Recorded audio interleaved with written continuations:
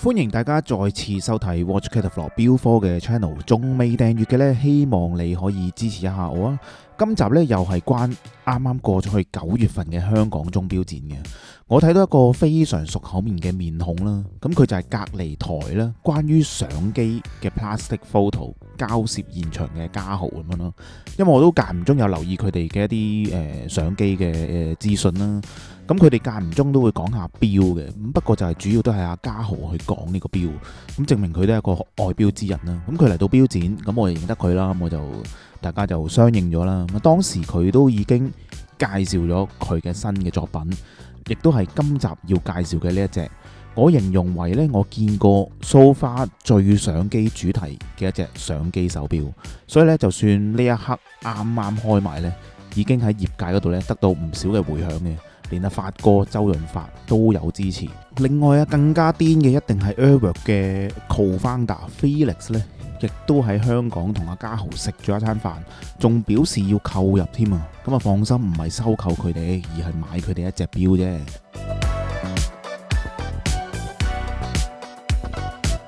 嗱，我自問呢都絕對唔係一個相機 L 嘅。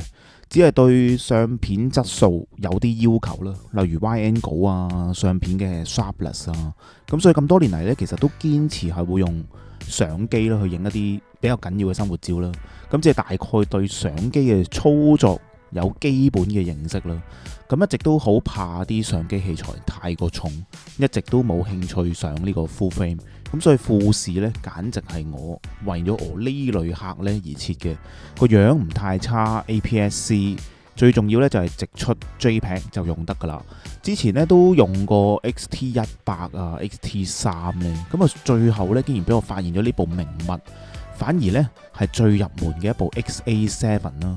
揾咗好耐，最輕便又有呢個360度嘅呢個扭 mon 啦，唯獨是操作就真係差啲嘅啫，但係可接受範圍之內啦。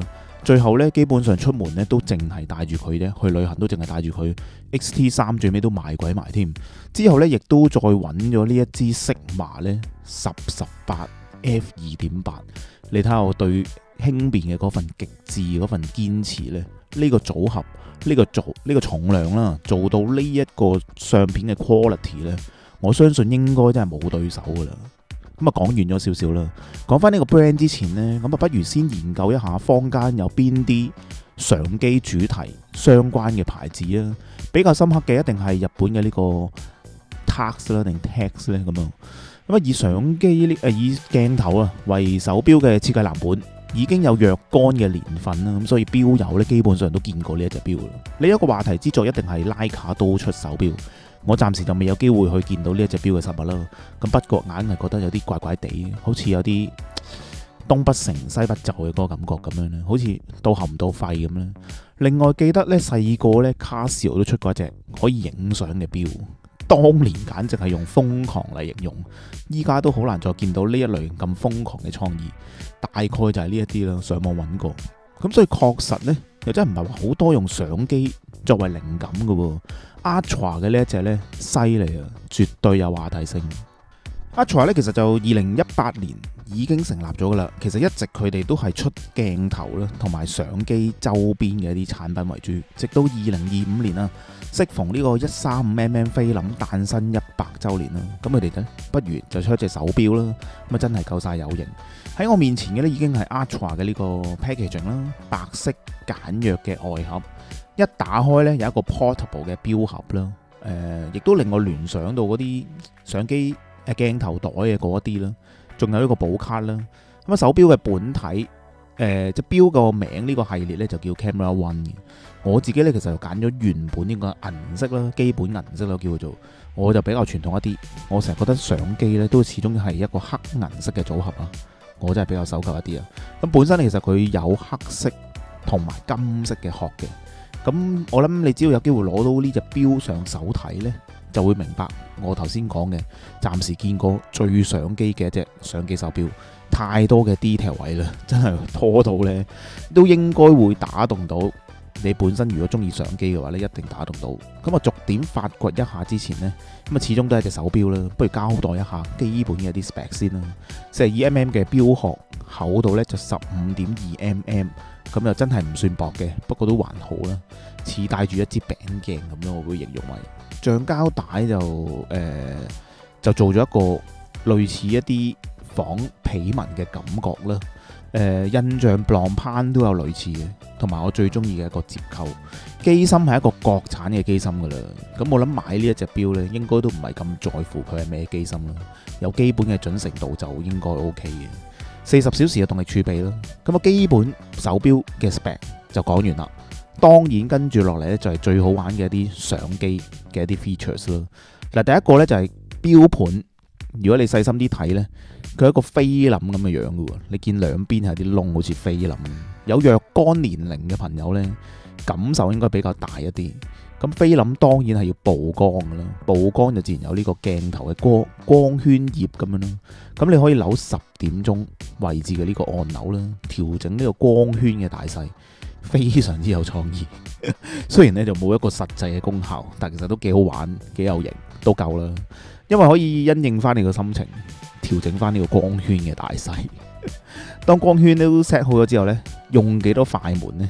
又可以扭下呢個 bezel，去計算翻呢個快門嘅速度。因為相機其實離不開都係 ISO 啊、光圈同埋快門呢3個概念，決定嗰個曝光究竟正唔正常，會唔會太暗啊，或者會唔會太光。咁呢個呢，就叫做咩Sunny 16嘅 principle 啦。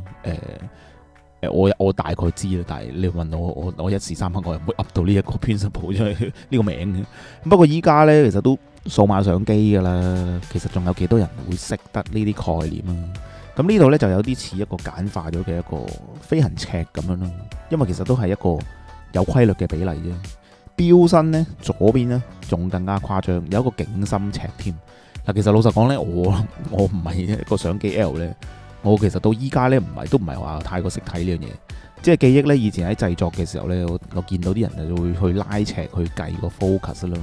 我諗大概係呢個概念啦。主要係因為以前菲林咧，其實都係個成本嚟嘅，就唔似得依家數碼相機咧咁啊，隨便 set 隨便撳掣都唔怕啦。咁所以咧，以前其實啲人咧就要 make sure 所有嘅 setting 都要 set 好晒，咁我確保珍惜翻每一下撳快門嘅呢個機會。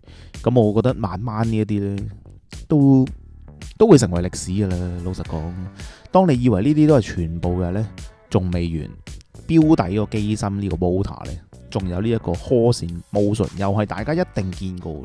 咁只不過可能大家未必知道呢個出處啫。原來就係人類第一個 animation。只要可以發揮到嘅地方呢，我諗佢都應該將所有嘅創意側晒落呢一隻錶度。可以見到阿嘉豪呢，真係好有心機去做呢一隻錶，去設計呢一隻錶。老實講呢，絕對比大部分錶廠呢更加之有心去做好一隻錶。反而好多牌子啊，淨係掛住食老本，不思進取，令到多錶迷呢其實都非常之失望。但係又開價開到呢嚇死人咁。我講嗰啲牌子啊，咁有興趣嘅話呢，其實就可以直接去到 Atra 嘅官網購買啦。咁我拎我放咗喺下邊噶啦，價錢同埋限量嘅數目呢，都分別係以下呢一度咁樣嘅。咁而依家輸入優惠碼 Watch Catalog 呢，更加可以獲得200蚊嘅優惠添。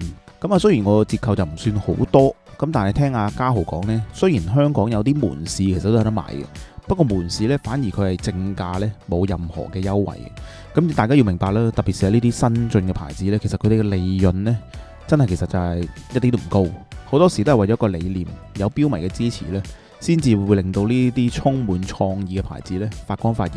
加上係香港人所創立呢，咁更加之有呢個親切感啦。希望你中意今集嘅介紹啊，俾個 like， 留下言就係對我最好嘅支持。下一集我哋再介紹一啲有趣、得意、好玩嘅手錶。我哋下一集再見，拜拜。